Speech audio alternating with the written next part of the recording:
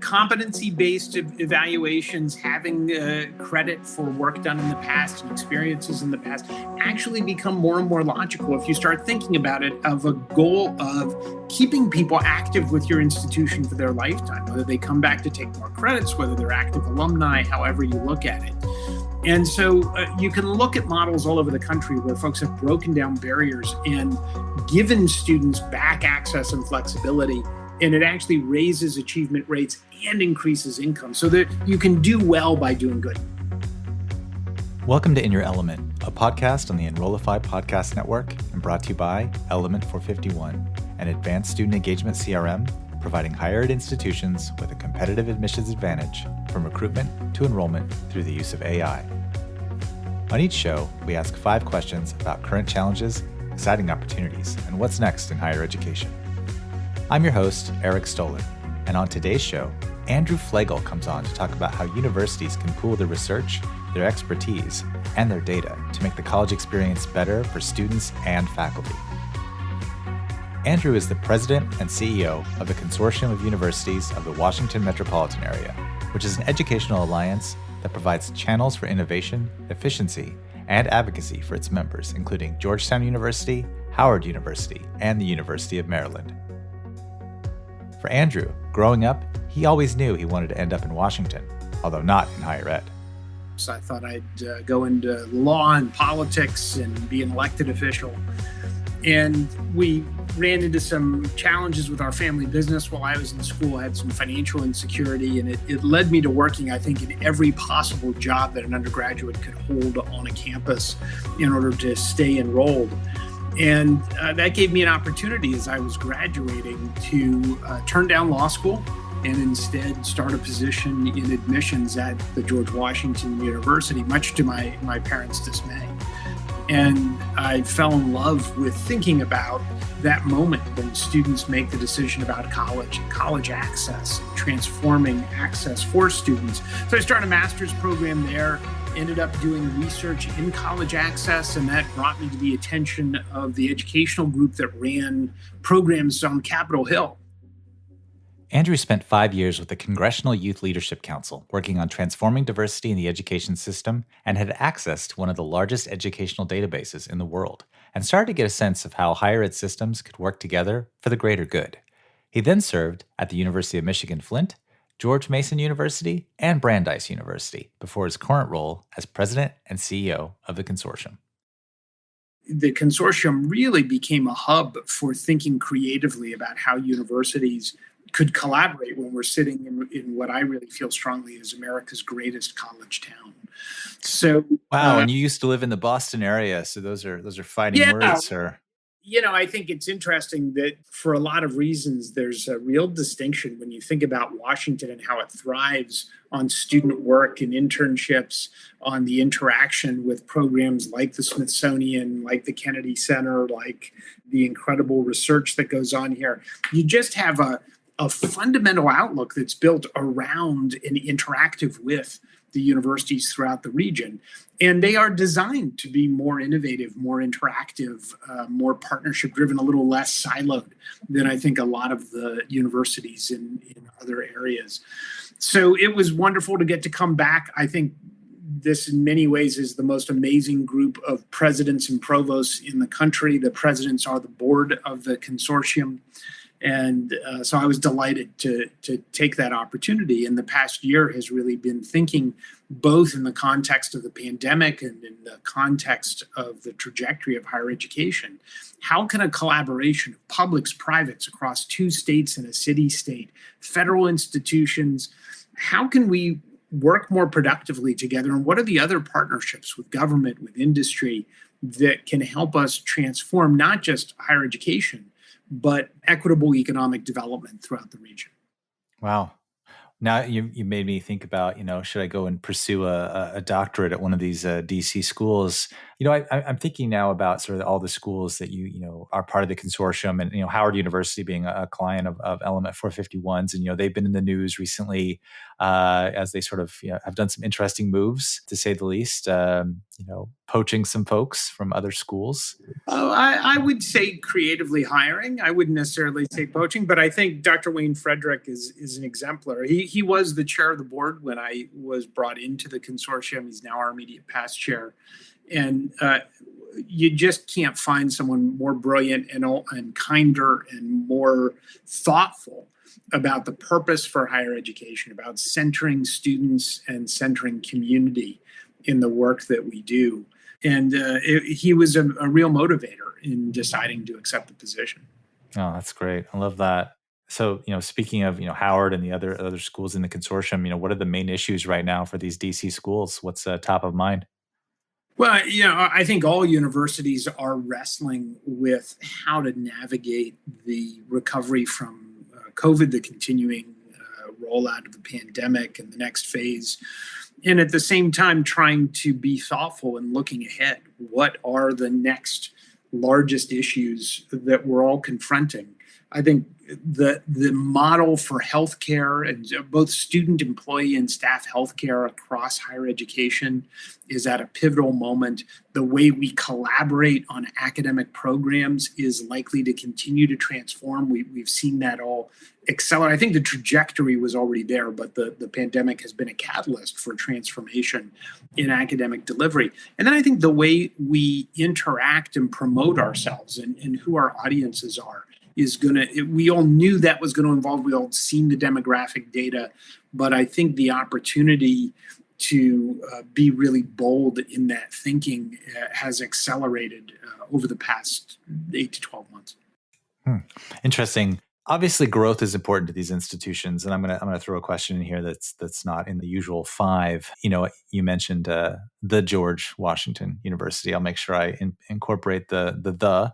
There'd been reports a while back about sort of maybe reducing enrollments as a way to perhaps, I don't think it was necessarily directly tied to quality of instruction or experience, but that had been talked about. And then pandemic hit, and that's kind of been reversed. What do you see the trajectory for enrollments for your schools looking like coming out of this pandemic? I mean, were they hurt at all by the pandemic in terms of enrollment, and what does that growth outlook look like? So I can tell you that as of just last week, and every university will hedge when they talk about enrollment numbers the week before students actually appear. I mean, you're in DC. You have to hedge about stuff, right? Right. But the numbers looked incredibly strong coming into this fall semester, which is very, very gratifying. And I think students have had enough being at home. They're excited to be back on our campuses. But we all know what the demographics look like nationally. I think there's an incredible opportunity in the Washington, D.C. region because in some ways the federal government is growing, not contracting. And we have the advent of Amazon HQ2 moving into the region, along with the incredible growth of the pandemic and biotech and quantum sectors here, that this is a net positive region, a draw for the rest of the country. So our institutions are really thinking boldly about, when you talk about growth, what does that mean? And who are we missing in terms of diversity, in terms of access, but also how will this play out over not just the coming months as we come through this pandemic, God willing, but also what it looks like in the next few years. And I think one of the major takeaways is we gain more regionally in thinking about recruitment regionally, in the advantage of drawing students overall to the Washington region, in thinking about the workforce development regionally, in helping the number of individuals who have partial credit or no credit who are currently underemployed in the region connect with educational pathways. So those are unusual, bold thinking for universities that over the past decades have often seen themselves. One of my young colleagues called us frenemies. I think the reality is that's just not where we are. These universities will grow and thrive to a much greater extent working collaboratively than working against each other. But I think you're going to see them really grow precipitously, those that have capacity for growth, because of that potential that remains here in this region. Wow. No, it's interesting, this whole idea of their partners working together and growing together, thriving together, rather than maybe sort of competing amongst themselves, and what that looks like, especially like you said, regionally speaking. So DC is really distinct in that we have had a cross-registration system across the region since the 1960s. So that opportunity to really think collaboratively has always, that potential has been sitting there for a really long time. And I think that was really activated by the challenges that everybody faced this past year and a half. Yeah, kind of we're all in this together. Let's work together. And like you said, the groundwork had been laid with the registration anyway for quite some time. Now, with your organization, with the consortium, which I joked about earlier, kind of off the record about it being sort of an interesting name for an organization and what it could mean and what it could do. But, the consortium, it seems like, does quite a bit, obviously, for the schools that it supports. And one of the things that I saw on your website was that you all support innovation amongst your member schools. And I was just curious, a lot of people have been talking with the pandemic that digital transformation that would have maybe happened in 5 years took place in, I don't know, 5 months or so. It was really rapidly accelerated. And so I was just curious if there's any specific things that the consortium has done with digital transformation and innovation to sort of spearhead that, or enhance or engage its members with. Yeah, I think it's interesting because even the terminology digital transformation is a fascinating term to me and what we mean by it. I think you have to think not only about our digital transformation in the classroom, but in all of the provision of our services to our students and to our pre-students and to our community. So if you think about, one, just working regionally on access to broadband, on making sure that individuals on all parts of the region can access our systems equitably. We've done a lot of work collaborating with private industry on that front. But there's also the more intricate work in thinking boldly about what do financial aid models and financial aid access and scholarship access look like over the next couple of years. And as you've heard, there's all kinds of pieces being batted around, models of income sharing agreements and transformation of awarding of aid and emergency aid. And certainly that was accelerated during the pandemic. And you have I mentioned earlier, the transformation of the provision of student and employee and faculty health care, the transformation of certainly mental health and getting out ahead of issues of health for your community. So what I would say is that the discussions are long and deep about where there are opportunities that are scalable because we can do more bold work together, whether that be in cybersecurity or telehealth, or in digital transformation in the classroom. And some of that may be with private partners. Some of that is things that we have best practices within our institutions. University of Maryland partnered with one of their former professors to develop what I think may be the world's leading edge model, a group called Voxy Engine, that is one of the best models I've seen for English language learners online. And we're looking at the ways that we can all collaborate with this existing private company that's partnered with the University of Maryland to partner on that model across our organizations. But that's not just teaching students. That University of Maryland has made that available to all of their staff. So they're individuals who are English language learners in facilities, in housekeeping, and dining across their massive organization can get free access to these tools. So what does it look like when you think consortially about that opportunity, when you think regionally about it? It gets very exciting. So we have, as one would expect, our board is our presidents. They meet 4 times a year. Our provosts meet 4 times a year. But we also have a group focused broadly on enrollment and student success, and a very innovative group of CFOs and purchasing agents who come together to talk about where are the business intersections across the organization. Increasingly, we're pulling the CIOs into a lot of those meetings because it interacts in these areas. We've got an assessment group that comes together, the registrars group. Interestingly, we also have the police chiefs and the emergency managers who meet together. We've done a lot of work around how we collaborate on emergency management. So those pieces all of them have elements of digital transformation embedded into them. At the same time, yeah, absolutely, our universities have done leading edge work in bringing their programs online. and going hybrid, and how do they interface with each other in that capacity is certainly something we continue to work on. Speaking of, obviously continuing this thread of digital transformation, you recently, I believe you spoke at this year's ASU GSV, the Global Silicon Valley event, which is kind of one of the main ed tech events out there. What was your main takeaway?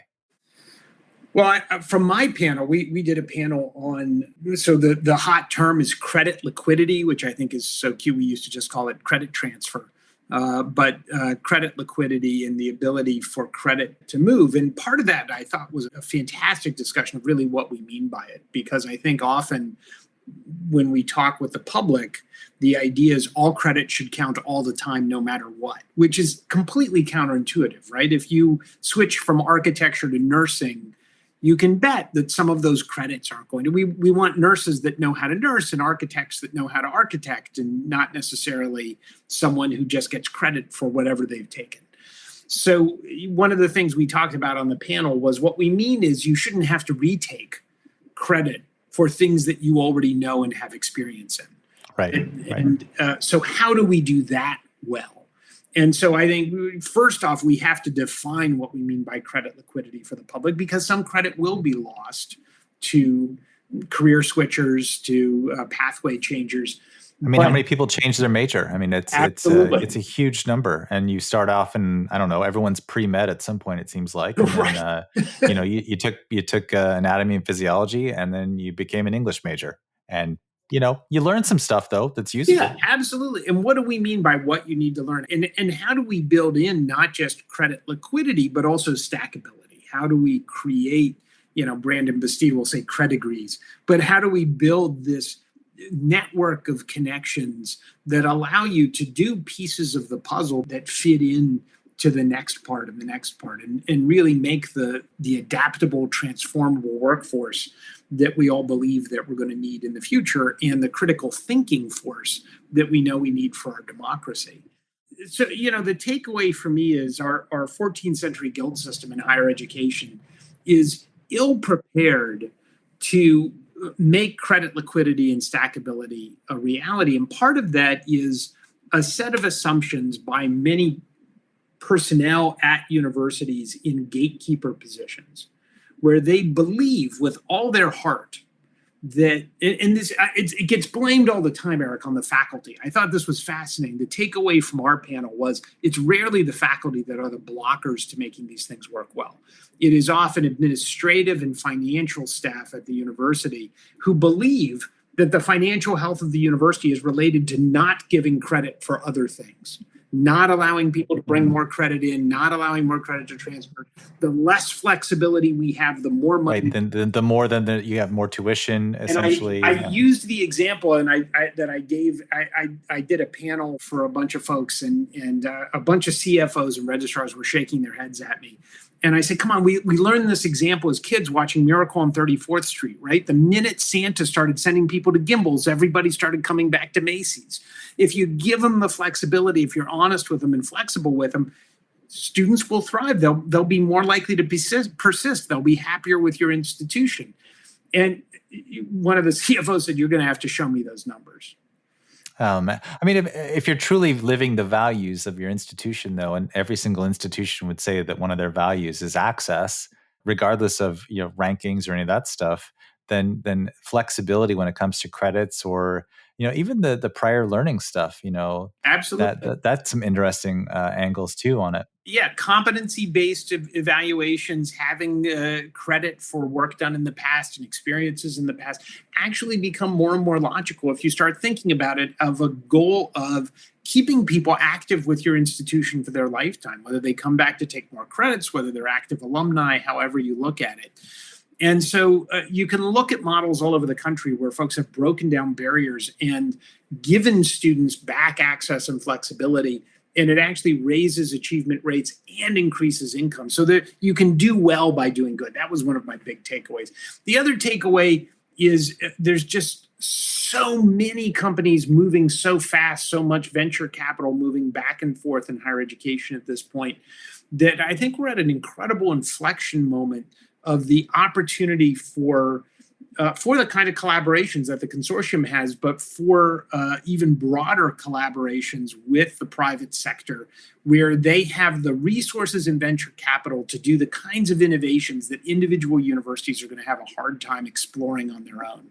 And partnering with those organizations to think boldly about everything from how we do delivery in the classroom to healthcare. There's a moment here where we can really transform. We've talked for years, we can't get any more efficient. We're built on individual interactions, and that's true, but there's a whole different level of potential efficiency and cost savings for institutions in some of these scalable products that are being developed and being deployed. So I'm excited about the potential there, and interested in how we think about experimenting with these partnerships and evaluating them in really substantial ways. Well, it's interesting that, some of the key takeaways for you from ASU GSV, which I think of as like a nerd paradise for ed tech people, and is really more on sort of the student success utilitarian, like let's let everybody bring their stuff in credit wise and move it around in a much more equitable way. Question I had was sort of, but what role does ed tech play in the future of higher ed plus student engagement? Well, beyond the credit stuff, I'm thinking more about the interaction piece. Early in my career, we started to, I'm much older than you, Eric, and so there was the day when we started, actually moving registration off of people standing in line with cards, and we moved to doing it on the phone, and people, now it's so impersonal. And we moved from reaching every student individually as we traveled to doing a lot more phone calling and direct mail. And we used the term that we stole from a lot of other industries, using high tech to get high touch. And I think you got to meet your students where they are. We talk about it like it's only Gen Z or Gen Z, that it's the new generation that's so technical. But the reality is, everyone lives their lives on their phones now. Everyone lives their lives on their devices. We have to think about how to make that interaction more substantive.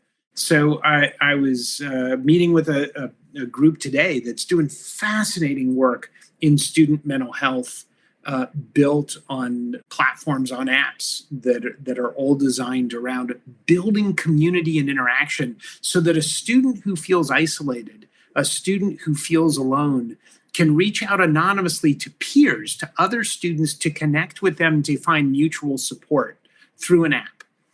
And they can watch each other and feedback with each other and chat with each other in emotional, positive ways. Now, I don't know if that's going to work. It was an interesting model, though, to see it pitched. And so when you start looking at the use of gamification, the use of app and social media platforms on the positive side to very intentionally create a greater sense of connection and community, I think that potential is as yet completely at its nascent point. And I think we're going to see that really explode. We've seen what it looks like when we isolate everybody. That we just did an experiment in what isolation looks like, and no one liked it. So the opportunity to say, well, in a world in which we have so much connectivity, how do we use that instead of creating greater polarization, which social media is incredible at, to create greater connection? And I think that we've yet to really tap the potential for that.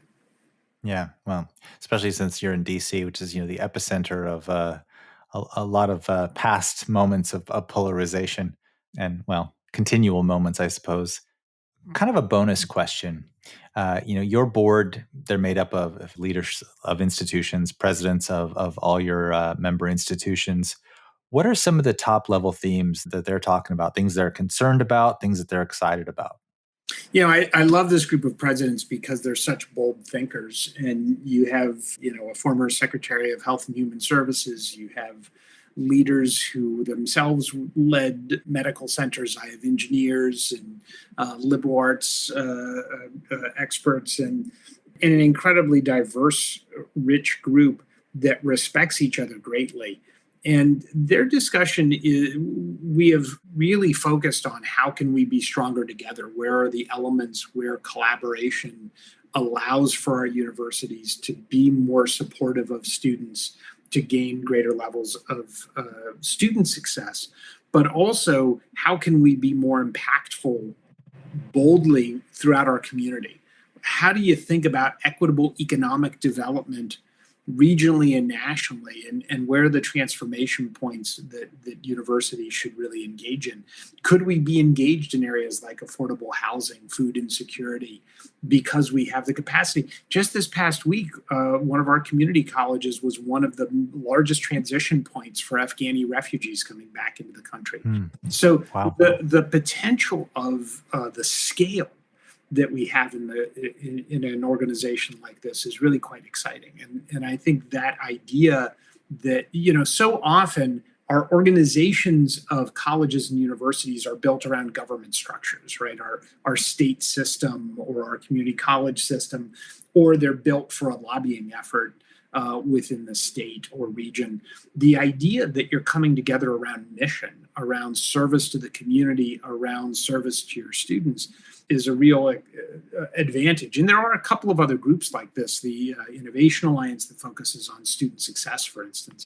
Mm-hmm. So I think you're going to see that accelerate. And so I'll push back on a couple of the naysayers in higher education. A couple of our colleagues, Eric, that have been out there saying, this is going to be the inflection point. Now we're going to start seeing closings left and right, and everyone will shut their doors, and it'll be all mergers and acquisitions. And I'll say I was one of the folks who for a long time thought mergers and acquisitions were going to be the biggest boom business in higher ed. And I think instead it's going to be really bold collaboration. And if universities could think about where are the opportunities for synergy in our back office operations, in our student support provisions, how can we even think about combined degree programs, even at the undergraduate level? Accreditation has always fought this, but the idea that you could be doing a bachelor's degree at one place and getting certificates or minors at 2 or 3 other places, that you're really piecing together the best of a collaboration among institutions. I think we've yet to really realize that potential. Well, I think in many ways, higher ed is still, like you said, that 14th century model. I mean, thinking about sort of like who is going to school, who is attending higher education. And when you start to talk about, certificate programs, like you mentioned, micro-credentials, non-traditional degree programs, or workforce development, that expands the overall population in terms of access and credit requirements and dual enrolled students and this or that, and as well as the connectivity with employers. And so it seems like that's going to be a much bigger thing going forward. Yeah. And so you ask about my president, I think they are collectively focused, although each in different ways, on how to achieve those outcomes together. And how do we break down the barriers? Where are the pain points that have kept those opportunities from being realized? And is some of it money? Is some of it differential tuition? Is some of it structured into the way we do our administration and service models? And it's incredible to work with a visionary group of presidents who say yes all the time when they get new ideas and want to bring folks in for the discussion. They say yes, but they're very much engaged with the community about now how do we make that into a reality where we're bringing folks along to it and we're not trying to impose something that breaks the system. Because I got to say, I think one of our challenges in ed tech, but also more broadly in higher ed, we use the term disruptor a lot. And higher ed is a delicate balance. We're not prone to disruption the way a lot of, I think, other industries that are more on the technical manufacturing side would be. You're talking about a balance, whether you're talking about shared governance, whether you're talking about student engagement or alumni involvement. It's a precious bubble that we've created in these incredible universities. I love higher. I decided, just like you, right? I decided to stay in colleges and universities for the rest of my life. I never really wanted to graduate and get out of it. And so maintaining what makes it so amazing and yet leveraging the innovation, that balance is, I think, where you're going to see the reasons that instead of mergers and acquisitions and massive closures, instead, you see a pathway forward in really bold collaboration.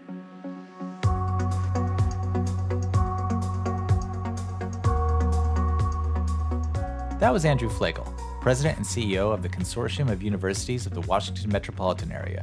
You can find more on the consortium at consortium.org. And you can follow Andrew on Twitter, where he's at PrezFlagel. That's PrezFlagel. Thank you for listening to In Your Element, brought to you by Element 451 and part of the Enrollify Podcast Network. You can find more about the Element 451 Student Engagement CRM at element451.com. If you like what you heard today, please give us a rating and review, and follow along on Apple Podcasts, Spotify, or wherever you get your podcasts. I'm Eric Stoller, and we'll see you next time on In Your Element.